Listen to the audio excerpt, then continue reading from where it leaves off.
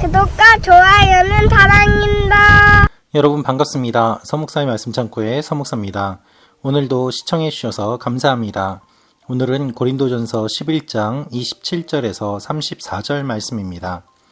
바울은 계속해서 고린도 교회 성도들에게 성만찬에 관한 이야기를 하고 있습니다. 성만찬에 참여할 때에 고린도 교회의 성도들은 예수님을 생각하기보다는 자신들의 몸과 자신들의 욕심을 생각하였습니다. 그렇기 때문에 바울은 그것이 잘못되었다고 이야기하고 있습니다.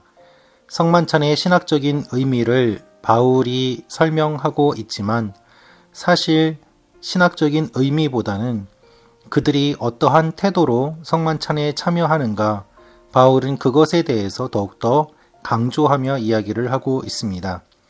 성만찬의 의미를 전혀 알지 못한 채 참여하는 사람들도 있었지만 성만찬의 의미를 알면서도 잘못된 태도로 참여하는 사람들이 있었습니다.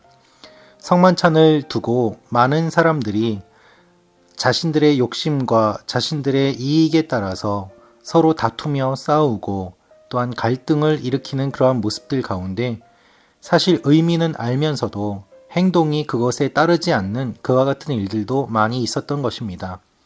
바울은 그러한 배경을 염두에 두고 이야기하고 있습니다. 오늘 이 말씀을 통하여서 우리에게 주시는 하나님의 마음을 함께 묵상해 보기를 원합니다. 27절부터 말씀입니다. 그러므로 누구든지 주의 빵이나 잔을 올바른 마음가짐 없이 먹고 마시는 사람은 주의 몸과 피를 짓밟는 죄를 저지르는 것입니다. 그러니 사람이 자기를 살핀 후에 빵을 먹고 잔을 받도록 하십시오. 하나님께서 바울을 통해서 말씀하시는 내용은 무엇인가 하면 주님의 몸과 주님의 피를 먹고 마실 때에 어떠한 마음으로 그것을 대하는가라는 것입니다. 우리의 마음을 먼저 돌아보고 우리의 본성과 우리의 마음의 동기를 먼저 살펴본 후에 성찬에 참여하는 것이 필요하다고 이야기하고 있습니다. 여러분, 바울이 우리에게 전해주는 이야기처럼 성찬에 참여하기 전에 우리의 모습을 돌아보고 참여할 때 성찬은 더욱더 큰 의미와 은혜로 우리에게 다가옵니다. 아무런 생각이 없이 하루 종일 일주일 동안 우리 마음대로 살다가 예배 시간이 되고 성찬 시간이 되어서야 그저 허겁지겁 빵과 잔을 먹는 것은 아무런 의미도 없습니다. 주님께서 우리에게 원하시는 것은 주님께서 우리에게 내어주신 모든 것을 깊이 묵상하고 그것을 우리 몸에 깊이 새기는 것입니다. 그래서 바울은 이렇게 이야기합니다. 29절 말씀입니다. 주의 몸이 의미하는 것을 모르고 먹고 마시는 사람은 자기가 받을 심판을 먹고 마시는 것입니다. 그렇습니다. 의미를 모르고 먹는다면 그것은 단순한 먹는 것에 불과합니다. 성찬이 성찬일 수 있는 이유는 주님께서 우리에게 주신 것을 믿음으로 받고 우리가 그것에 따라서 삶이 변화되는 것이 진정한 의미인 것이죠. 주님의 몸이 의미하는 것을 모르고 먹고 마신다면 그것은 아무런 의미도 없고 오히려 영적으로 해악을 끼치는 일임을 바울은 이야기하고 있습니다. 그래서 주님께서 주신 귀한 것을 귀한 것으로 여기지 않을 때 심판을 받게 됨을 바울은 이야기하고 있습니다. 이것은 주님께서 우리를 심판하신다는 의미보다는 주님께서 주신 것을 우리가 제대로 이해하지 못하고 그것을 오히려 모욕함으로 말미암아 우리의 영혼이 주님에게서 멀어지는 것을 의미합니다. 여러분, 어떤 사람이 물에 빠졌다고 생각해 보십시오. 그 사람을 살리기 위해서 줄에 감긴 튜브를 던져줍니다. 그런데 그 사람이 그 의미를 제대로 알지 못하고 튜브를 잡지 않는다면 그는 물에 빠져 죽을 수밖에 없을 것입니다. 이 사람이 튜브를 왜 던지는가 라고 생각하며 튜브를 오히려 거부하고 튜브에게서 멀리 더 떨어지려고 한다면 그것이 어떻게 그가 살아날 수 있는 방법이 될 수 있겠습니까? 주님께서 우리를 위하여 살과 피를 내어 주셨습니다.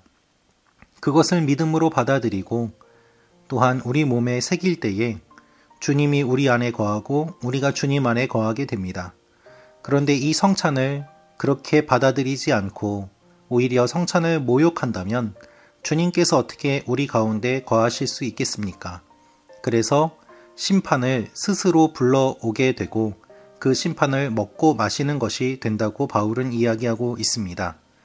그것 때문에 죽는 사람들도 생긴다고 말합니다. 그만큼 하나님 앞에서 성찬을 대하는 태도가 얼마나 중요한지 바울은 이야기하고 있습니다. 31절부터 말씀입니다. 우리가 우리 스스로를 살핀다면 심판을 받지 않을 것입니다. 그러나 지금 우리가 주께 심판을 받아 징계를 받는 것은 우리가 세상과 함께 정죄받지 않도록 하려는 것입니다. 우리가 스스로를 살펴 심판을 받지 않고 또한 하나님 앞에서 바른 모습으로 나아갈 때 하나님께서 우리를 구원해 주십니다. 바울은 이야기합니다. 여러분이 먹으려고 모이려면 서로 기다리십시오 라는 것입니다. 배고파서 성찬에 참여하고 성찬을 나의 배를 채우려고 먹는 것이 된다면 그것은 성찬의 의미가 잘못된 것이기 때문에 성찬으로 그렇게 하지 말고 차라리 먹는 것은 따로 모여서 먹고 먹는 모임을 분리해서 생각하는 것이 필요하다고 이야기하는 것입니다. 모든 것을 섞어 버릴 때 성찬의 의미도 퇴색되게 되고 그들의 영혼도 죽을 수 있음을 바울은 이야기하고 있습니다. 여러분, 모든 것을 함부로 섞지 마십시오. 따로 있을 때에는 아무런 문제가 없는 것들이 서로 섞음으로 말미암아 독을 발생시키고 심지어는 사람의 생명까지 위협하는 일들도 많이 일어납니다. 또한 바르게 취급하지 않으면 생명을 위험하게 하는 여러 물건들과 약품들이 있습니다. 그것을 바르게 사용할 때는 문제가 없지만 그것을 잘못 사용함으로 인하여서 생명을 잃게 되는 일들도 일어나곤 합니다. 하나님 앞에서 우리가 성찬을 어떻게 대해야 하겠습니까? 주님께서 우리에게 주신 성찬은 주님 자신을 우리에게 주신 것임과 동시에 우리가 교회로서 존재할 수 있는 가장 중요한 영적인 비밀을 주신 것입니다. 따라서 이것을 다른 것과 섞고 성찬의 의미를 제대로 분별하지 않은 채 성찬에 참여한다면 주님 안에서 영적인 유익이 없고 심지어 심할 경우에는 우리의 영혼이 크게 상하게 되는 일들도 일어남을 바울은 이야기하고 있습니다.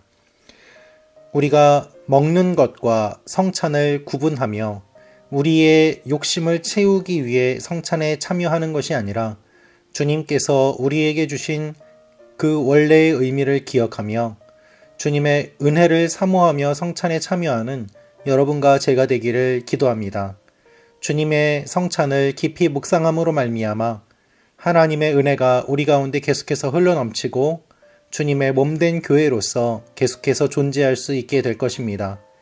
교회가 교회다워질 수 있는 놀라운 영적인 원리, 성찬을 소중히 여기며 하나님 앞에 나아가는 말씀 창고 가족 여러분과 제가 되기를 원합니다. 기도하겠습니다. 아버지 하나님, 바울을 통해서 주신 영적인 원리와 비밀을 마음에 새기고 주님께서 주신 성찬을 소중히 여기며 하나님 앞에 바르게 나아가는 주님의 자녀들이 되게 하여 주옵소서. 예수님의 이름으로 기도합니다. 아멘.